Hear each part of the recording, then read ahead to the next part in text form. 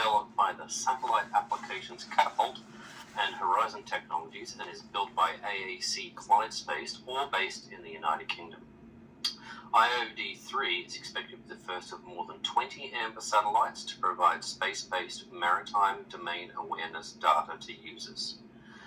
Another one is CIRC, or the Coordinated Ionospheric Reconstruction CubeSat Experiment, and it's a part of a joint mission between the UK's Defence Science and Technology Laboratory and the US Naval Research Laboratory. Third one there is Dover, which is developed by the RHEA Group of Belgium, and it's the company's first satellite in its 30-year history. We're very proud to be carrying her on board today, and it's being co-funded through the European Space Agency's navigation program and built by Open Cosmos of the United Kingdom. Dover is a small sat that was created as a pathfinder for resilient global navigation satellite systems.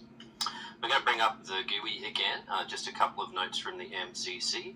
Our launch commit criteria for terminal count has been given the all clear. Just a couple of minutes away now. Why are you so excited? What does it mean to you? It's a big piece of history that I get to see with my own eyes, not just on TV. I actually get to see it with my own eyes go up.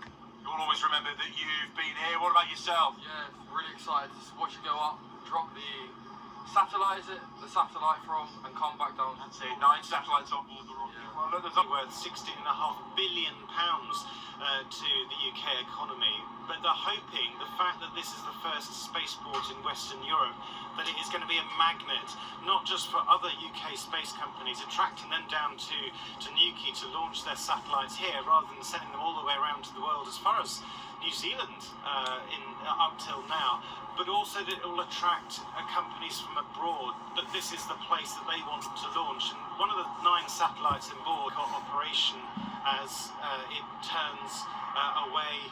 The reason that this is happening at night is that they want the satellites to be in what's called a sun-synchronous orbit. That means that those satellites will be constantly in sunlight on the other side of the world, and they stay in sunlight.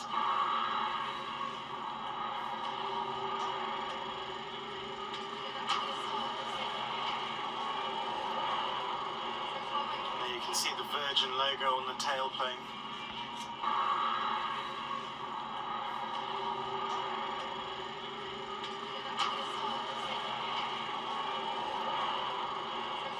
You can see the Virgin logo on the tailplane.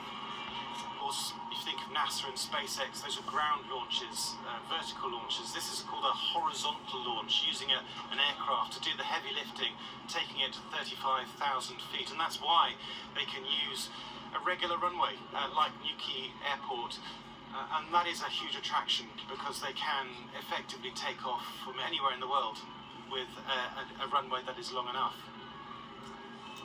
Yes, 10:01 is the expected take-off time. Ignition of the Stage 1 engine as we make our way to space. Like I had said before, a lot happens very quickly after drop. You can see here that we're actually getting towards the end of our Stage 1 burn. Everything is nominal so far. We've had our pitch up on the bottom. On the burn time, you can see on the graphical user interface if you do have that one on. We have made it through Max Q Alpha, which is one of the most stressful physical moments for the rocket. Very comfortably through Max Q. Fly just south of the county of Cork in Ireland. We've taken our left-hand turn, and now we're in our racetrack that I had mentioned earlier.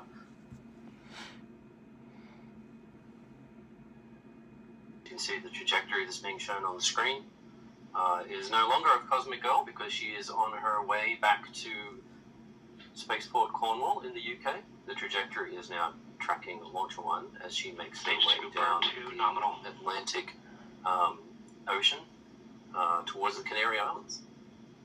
Stage 2 trajectory nominal. Stage 2 trajectory nominal. That means that flight path is as expected, being picked up by those ground stations. We're probably almost coming up on halfway through our Stage 2 burn number 1. On the GUI here, you can see in the center there, obviously the cool flame coming out the left-hand side, but you can see the fuel and the oxygen leaving the stage as it goes through the engine. Another really neat thing to see is the gimbal over on the left-hand side. The blue square with the dot in the middle shows you the position of the engine as it is steering stage 1. Stage 2 burn nominal. Altitude now is looking at around about 600,000 feet. Approximately 3 miles per second.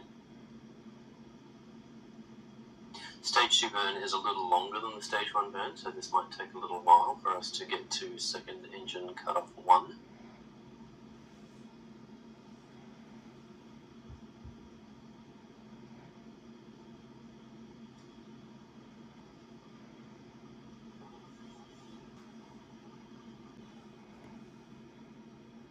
You can see along the bottom of the screen right now our flight timeline has been updated to show the Cosmic Girl is returning.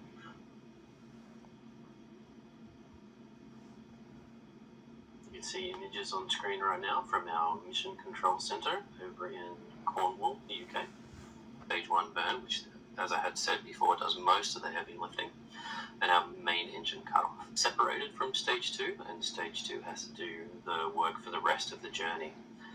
We start our second stage engine, which is the burn that just happened, and during that burn we separate our fairings, and what that does, it opens up the pointy end of the rocket essentially through ordnance firing.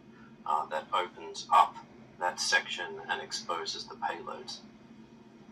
We continue to fly under power on our second stage during that first burn, and then we'll have that cut off. And you can see the graphic on the screen right now. We again get to the coast, which is the phase that we're in right now. And we do a maneuver. We execute a maneuver called the barbecue roll. So essentially we are rifling through the atmosphere. Second engine start, so SES2. So we restart our second stage engine to lift us a little more. And then we'll cut off that engine, and after that will be our payload separation, engine cutoff 3. Once that's complete, we go into a phase that we call safing, and then the mission is complete.